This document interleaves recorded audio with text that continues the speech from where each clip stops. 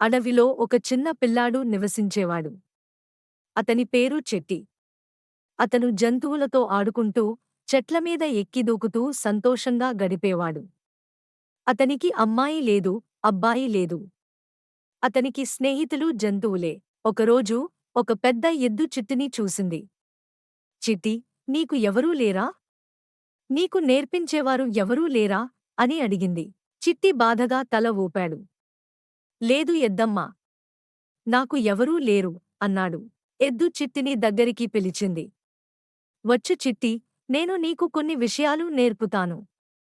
బలంగా ఉండాలంటే ఎలా తినాలి, ఎలా నీళ్లు తాగాలో, ఎలా జాగ్రత్తగా ఉండాలో నేర్పుతాను అని చెప్పింది. కొద్ది రోజుల తర్వాత ఒక పులి అడవిలోకి వచ్చింది.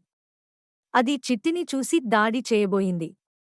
కాని చిట్టి ఎద్దు నేర్పించిన విధంగా జాగ్రత్తగా ఉండి పులి నుండి తప్పించుకున్నాడు.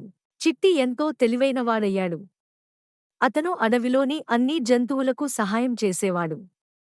అతను అందరికీ సహాయం చేసే మంచి బాలుడుగా పేరు పొందాడు.